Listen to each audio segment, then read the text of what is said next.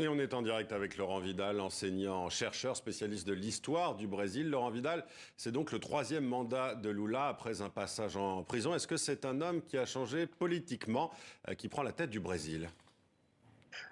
Alors, ce n'est plus le même homme qu'il y a 20 ans lorsqu'il est arrivé en 2003, mais c'est toujours le même, je dirais, homme politique avec cette capacité à négocier des alliances.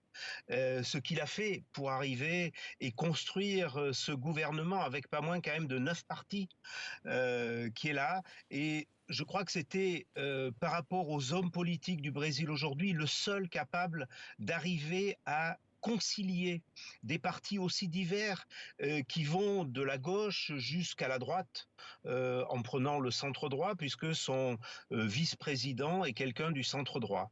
Et il a réussi ce pari assez incroyable parce que c'était pas gagné du tout.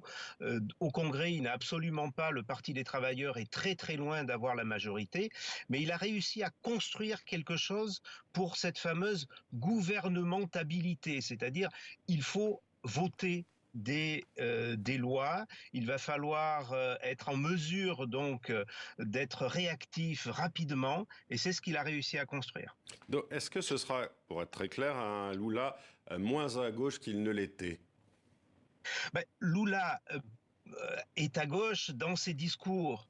En tant que président, c'est quelqu'un qui a plutôt dirigé au centre-gauche. Alors certes, Bolsonaro en a fait un dangereux communiste, puisque c'est son terme, mais si on regarde concrètement la politique de Lula, elle a plutôt été au centre-gauche. Et il va continuer, je pense, sur cette lignée. De ce point de vue-là, il n'y a pas de grande différence, si ce n'est l'arc des partis qui est beaucoup plus important. Mais ce qui est le plus important pour moi, qui a eu lieu hier dans cette passation de pouvoir, et on voit les images en ce moment, c'est ce qui s'est passé au moment de la montée de la rampe du Planalto, qui est le palais présidentiel, où il a monté avec des gens représentants de la société civile. Nous avons Raoni, ce fameux chef indien si connu de 90 ans, jusqu'à un petit jeune de 10 ans, et la personne qui lui a remis l'écharpe présidentielle est une éboueuse d'une trentaine d'années. Alors ça, c'était très très beau, et il a terminé son discours en s'exclamant "Vive le peuple brésilien". Remettre le peuple brésilien au centre de la scène, ça, c'était son défi, et c'est ce qu'il a réussi à faire, pour l'instant, évidemment, en parole. Oui, voilà, redonner une unité au pays, ce sera un des défis de ce mandat. Jair Bolsonaro, on l'a vu, a quitté le Brésil avant l'investiture de Lula. Est-ce que c'est une fuite selon vous et pour quelles raisons? Alors, c'est très clairement une fuite, hein. Il faut dire les choses. C'est une fuite. Enfin, il y a beaucoup de raisons là-dedans. D'une part, il ne voulait pas passer l'écharpe présidentielle. Il n'a jamais reconnu sa défaite. Donc ça, c'est le premier point. Et je pense qu'il n'acceptait pas. Il tient un discours très ambigu vis-à-vis de ses propres, disons, des gens qui le défendent, et notamment une frange extrêmement radicale.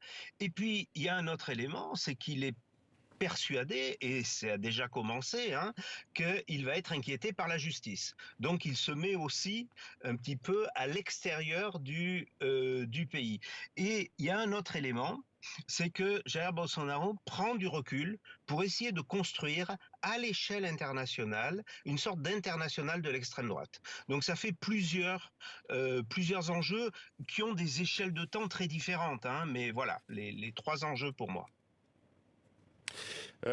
Laurent Vidal, justement, est-ce que Jair Bolsonaro peut tenter de revenir à l'image de son modèle, Donald Trump? Ah, alors, pour l'instant, enfin, là, le discours qu'il a tenu hier, ou qu'il a tenu juste avant de partir on voit les images d'ailleurs dans le dernier live qu'il fait, où il était pleurnichant, etc. Nous avons perdu une bataille, nous n'avons pas perdu la guerre. Bon, ça laisse penser qu'il aimerait revenir. Maintenant, il ne faut pas oublier qu'il est arrivé au pouvoir par, disons, une conjonction un peu particulière. 6 mois avant, il n'avait aucune chance d'être élu, et puis voilà, prison de Lula, etc., etc., il est arrivé au pouvoir. On s'est rendu compte très rapidement que beaucoup des gens qui l'avaient soutenu aujourd'hui ont pris de la distance, comme par exemple son vice-président.